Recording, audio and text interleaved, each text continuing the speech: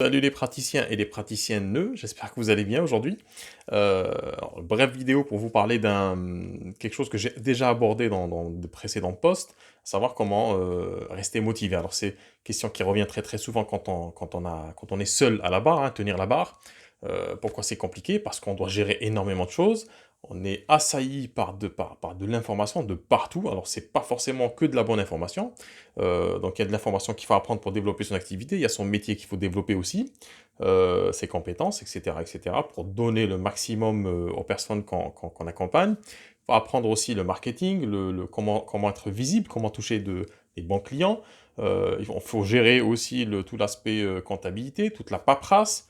Euh, vous voyez déjà rien que ça, c'est compliqué et c'est complexe. Rajouter à ça tous les flux d'énergie négative qu'on reçoit de partout, les gens, peut-être les collègues, euh, les médias, la télévision, la radio, Facebook, Instagram. Alors je dis pas que c'est mauvais tout ça, mais si on ne fait pas preuve d'un peu de sobriété digitale, si on ne lève pas un peu le pied sur tous ces flux d'informations, de contenu, on est vite submergé par de l'information. Et en fait, ce qui se passe, c'est que c'est un genre de burn-out numérique, c'est on est complètement vidé, on est assailli, et puis on n'arrive plus à se reconcentrer, à se recentrer sur l'essentiel.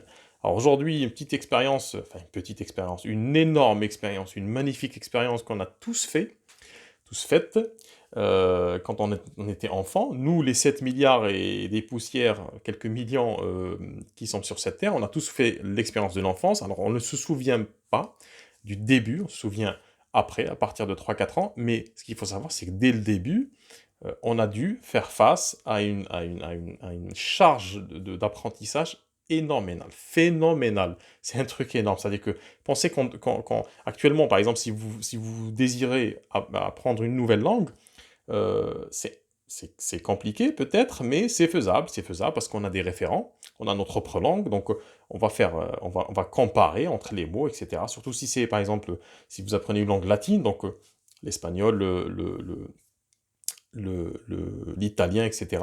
Donc il y a des correspondances, même le portugais, il y a des correspondances, on arrive quand même à se débrouiller, parce qu'on a des repères. Imaginez que vous vouliez apprendre une langue, c'est-à-dire votre première langue, sans forcément avoir de langue déjà, d'être complètement... vous voyez, c'est un truc, c'est incroyable en fait, de partir complètement de zéro.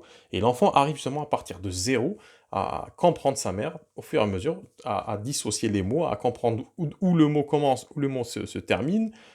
Il se sert d'énormément de choses comme l'intonation, etc., etc., les séquences qui se répètent. Il y a des études qui ont été faites par des linguistes, c'est vraiment c'est extraordinaire en fait comment il arrive justement à apprendre. Donc pensez à toute cette énergie qu'il faut pour apprendre à parler, parce que c'est un enjeu de survie, hein, il faut communiquer avec les autres. J'y reviendrai sur cette question de survie.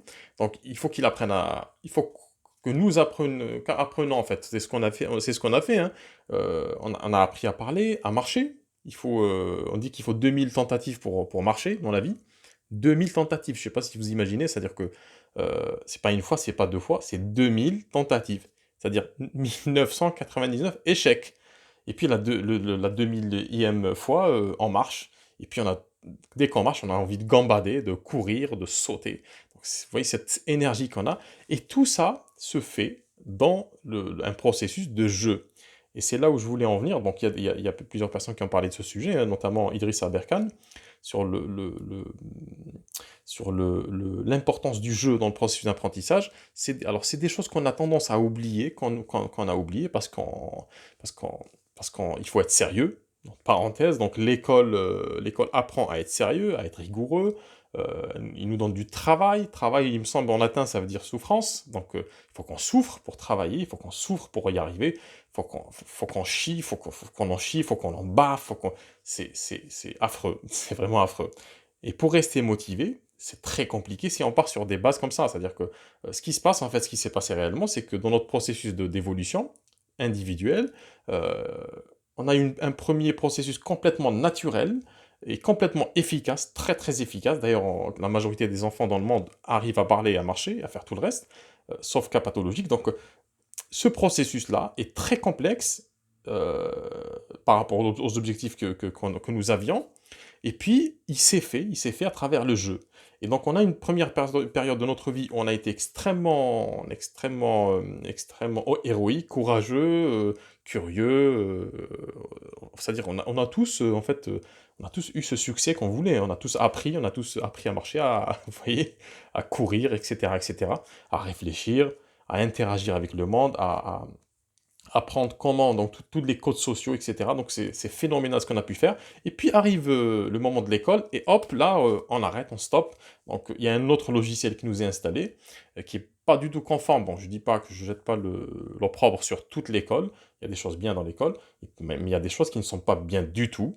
D'ailleurs, il y a des pays comme les pays scandinaves, la Finlande, la Suède, qui expérimentent d'autres méthodes pédagogiques, et ça marche très très bien. D'ailleurs, c'est parmi les premiers dans le monde, hein, où enfin, les enfants apprennent naturellement certaines choses à travers le jeu, justement.